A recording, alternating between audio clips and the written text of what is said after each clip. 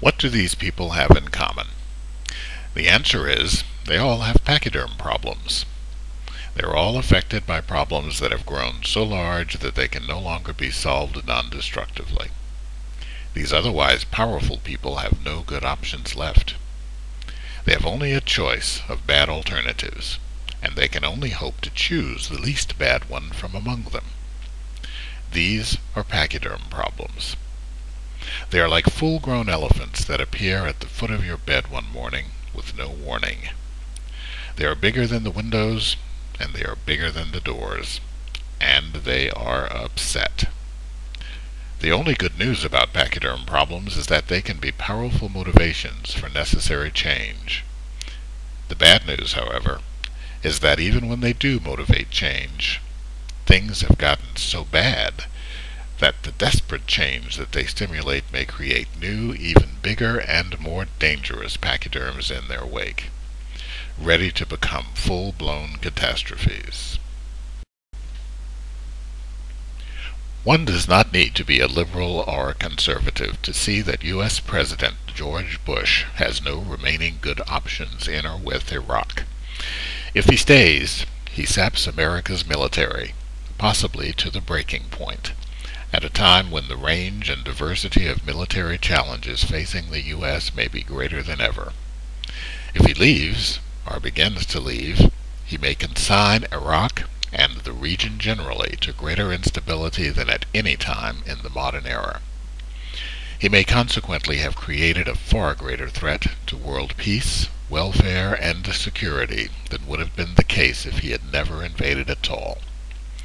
In either case, stay or go, he may have already consigned his personal and presidential legacy to the dustbin of history. And whatever happens, he will leave the White House soon.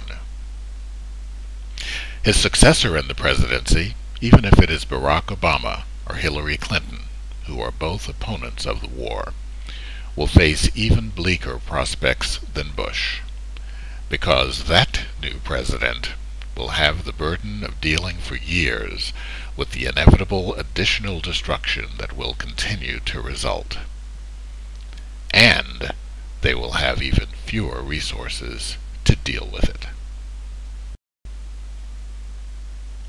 Nicolas Sarkozy has won the presidency of France, riding the enormous hope and expectations of a portion of the French electorate who has decided that he can take their country in a radically new direction.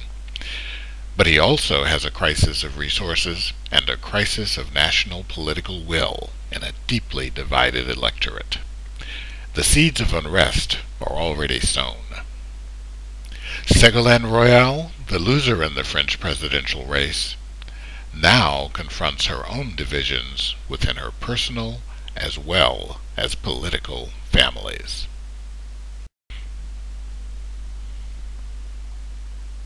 Historian Barbara Tuchman chronicled many examples of the pachyderm problem in her best-selling book, The March of Folly. From the outset of the First World War, to the Siege of Troy, to the defeat of the Americans in Vietnam, she told stories of smart and often well-intentioned people who were overwhelmed by their inability to see and deal with their pachyderm problems.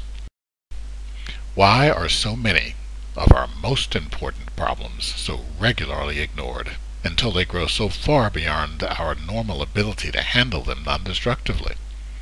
Why are we so often left with only the least bad alternatives? It is partly because until these problems become huge and critical, like rampaging bull elephants, they are invisible, even cute, like baby elephants. And it is because, like a maturing elephant in the bedroom, they are difficult to acknowledge and almost impossible to discuss. Our very intimacy with them as they grow makes them invisible or impregnable, until they become unavoidable, at the very time that they have become impossible to ignore.